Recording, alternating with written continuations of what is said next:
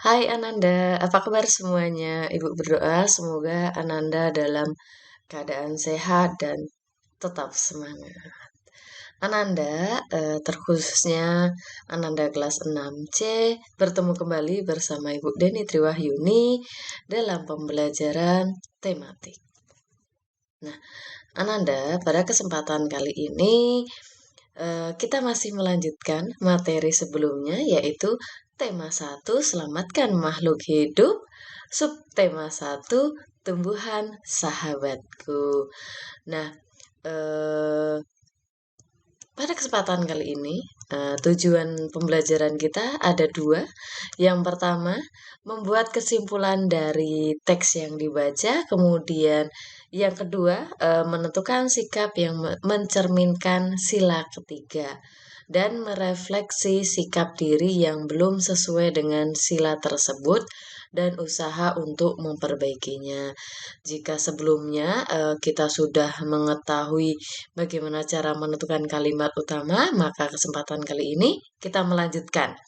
Kalau sudah bisa menentukan kalimat utama, kita akan melanjutkan bagaimana cara membuat kesimpulan. Yang kedua, sebelumnya kita sudah membahas tentang makna atau nilai-nilai setiap sila Pancasila. Kemudian Ananda juga sudah mengetahui pengamalan sila pertama dan kedua. Dan hari ini, kesempatan kali ini kita melanjutkan untuk mengetahui pengamalan sila ketiga dan sikap-sikap apa saja yang perlu kita pahami dan ketahui agar sesuai dengan pengamalan sila ketiga tersebut. Langsung saja kita ke materi yang pertama, bahasa Indonesia, mapelnya, muatan pelajarannya. Nah, kita akan mengetahui kesimpulan. Apa sih kesimpulan dalam teks? Nah, kesimpulan adalah suatu proposisi atau kalimat yang disampaikan yang diambil dari beberapa premis atau ide pemikiran atau ide pokok dengan aturan-aturan inferensi yang berlaku. Jadi kesimpulan itu inti atau inti dari sebuah teks atau sebuah cerita. Nah, bagaimana cara menentukan kesimpulan? Nanti kita akan mengetahuinya. Nah, ini cara membuat kesimpulan bacaan itu ada 3. Yang pertama, membaca teks. Nah, langkah pertama dalam membuat kesimpulan tentu saja kamu harus membaca teks asli untuk dapat mengetahui kesan umum serta maksud dari penulis atau pengarang. Yang kedua, Ananda menentukan kalimat utama. Ananda sudah tahu kalimat utama itu merupakan kalimat yang mengandung gagasan utama atau pokok permasalahan dari suatu paragraf. Biasanya kalimat utama terletak di awal, tengah atau akhir, tapi paling sering kalimat utama ini terletak di awal paragraf. Nah, kemudian yang ketiga membuat kesimpulan. Nah, setelah melakukan dua hal di atas, susunlah kalimat berdasarkan dengan inti kalimat agar menjadi sebuah kesimpulan. Nah, Ibu kasih tips lagi. Selain 3 cara ini sebenarnya ada satu langkah lagi. Satu langkah lagi untuk menambah agar Ananda lebih mudah untuk membuat atau menentukan sebuah kesimpulan dari bacaan.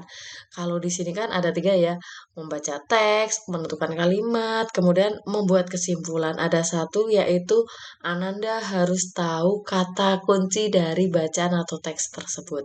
Kata kunci itu apa?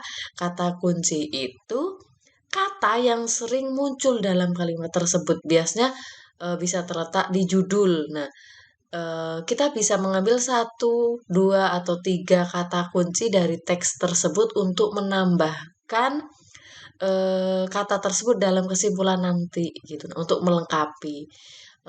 Sebenarnya 3 langkah ini sudah benar, tapi eh, kalau seandainya mau mencari kata kunci ditambah juga nggak apa-apa gitu. Kalau Ananda bisa dengan 3 langkah ini nggak apa-apa.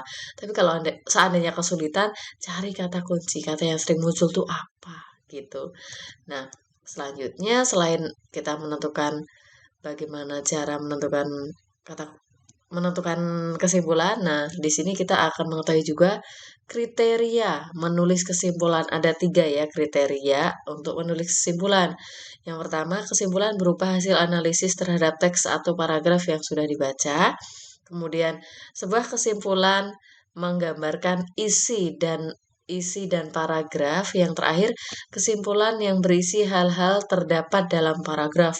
Jangan nanti Ananda membuat misal judul teksnya tentang bencana alam, tapi Ananda membuat kesimpulannya tentang liburan atau rekreasi, kan nggak nyambung ya, gitu. Nah, poin yang ketiga ini adalah kesimpulan yang berisi hal-hal terdapat di paragraf itu maksudnya yaitu tadi menentukan kalimat utama atau kata kunci gitu ditambah dengan kata kunci. Nah, ini ada contoh teks tanpa judul, sengaja Ibu cuma ngambil satu paragraf saja. Nah, ini ada contoh teks, Ananda bisa membacanya eh, secara berlahan ya, silahkan dipahami dan silahkan Ananda baca. Ananda bisa lihat di layar warna merah yang Ibu garis bawahi tulisan warna merah itu adalah kata utama, maaf kalimat utama. Kalimat utama teks tersebut adalah acara tahun baru selalu dirayakan dengan meriah. Kemudian setelah Ibu baca dan pahami, di sini ada eh, ciri-ciri bahwasanya eh, teks ini sudah ada kesimpulannya gitu Nana. Misalnya di akhir paragraf. Nah, paragraf ini sudah ada ciri-ciri kesimpulannya. Kita sudah tahu kalimat utama, kemudian ada simpulan paragraf. Nah, simpulan paragrafnya tuh yang warna hijau yang Ibu garis bawahi. Akibatnya banyak sampah yang tertinggal setelah perayaan tahun baru tersebut. Nah, kalau kalimat utama kemarin ada ciri-cirinya adalah merupakan, nah iyalah, dan dia terletak di awal paragraf. Nah, kalau simpulan kalimat itu biasanya ada kata-kata di akhir itu akibatnya, jadi, sehingga. Nah, itu merupakan simpulan dari paragraf tersebut. Kalau ada kata simpulan, itu memudahkan kita untuk menyimpulkan paragraf tersebut. Tinggal kita menggabungkan antara kalimat utama dan kalimat simpulan. Jadilah kesimpulan paragraf begitu atau teks. Nah, ini kalimat utama tadi yang terletak di kalimat pertama yang warna merah. Kemudian simpulan kalimat atau kalimat simpulan itu yang warna hijau garis bawahi, tinggal kita gabung. Kesimpulan itu mirip dengan ide pokok atau gagasan utama. Kalau gagasan utama ide pokok itu diambil dari kalimat utama, tapi kita skip, kita pilih. Tidak full kita tulis kalimat utama. Nah, kesimpulan dalam teks atau paragraf itu juga digabung dari kalimat utama dan kalimat simpulan.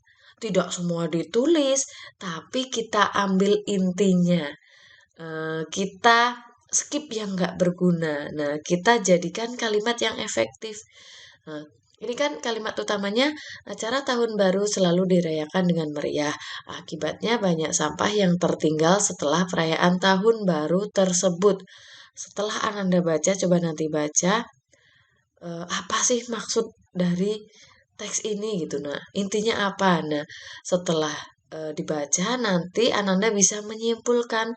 Nah, kesimpulan akhir dari paragraf di atas itu adalah kemeriahan acara tahun baru mengakibatkan lingkungan kotor karena banyak sampah yang tertinggal. Nah, kesimpulan ini didapat dari gabungan dari dua kalimat tadi, kalimat utama dan kalimat simpulan paragraf begitu.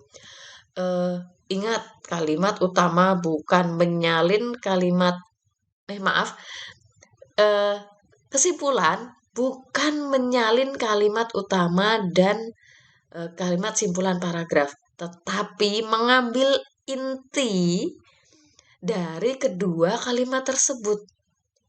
Boleh ditambah dengan kata sendiri untuk membuat kesimpulan tersebut menjadi kalimat yang efektif. Kemudian kesimpulan itu cukup kalimat. Satu kalimat sudah cukup gitu. Kalau seandainya mau lebih maksimal itu 3 itu sudah maksimal. Tapi biasanya biar efisien, lebih tepatnya itu hanya satu kalimat saja kalau untuk kesimpulan. Apalagi kesimpulan paragraf ya gitu, tergantung teksnya begitu. Kalau seandainya teksnya ada 3 paragraf, cukup maksimal 3 kalimat saja untuk intinya begitu. Nah, eh, itu tadi untuk menentukan kesimpulan, membaca, kemudian menentukan kalimat utama, kemudian menulis simpulan. Di bagian menulis simpulan, kita menggabungkan kalimat utama dan kalimat simpulan dari paragraf, kemudian kita olah gitu ya. Kita buat menjadi kalimat yang efektif gitu. Nah, setelah kita mengetahui cara membuat kesimpulan pada bacaan atau teks, sekarang kita akan mengetahui pengamalan sila ketiga, sila Pancasila. Nah, kemarin Ananda harus ingat apa hayo nilai-nilai yang terkandung atau makna yang terkandung dalam sila ketiga. Masih ingat? Iya. Persatuan. Pengamalan Pengamalan sila ketiga ini akan berkaitan dengan persatuan. Nah, contoh pengamalannya di sini Ibu memilih 4.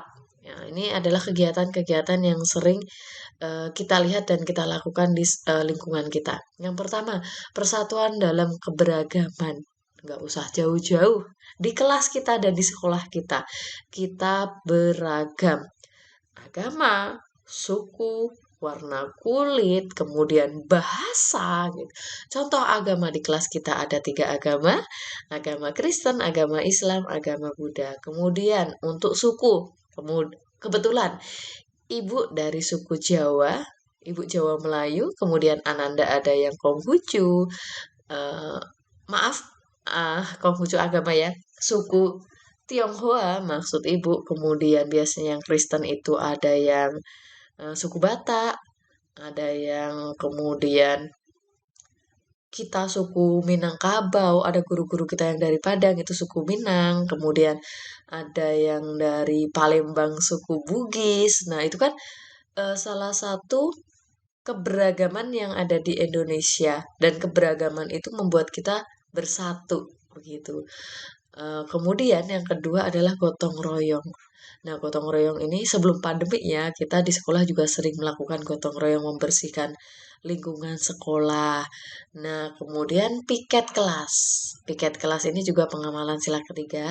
Kemudian ya contoh selanjutnya itu membersihkan rumah bersama keluarga. Persatuan ya.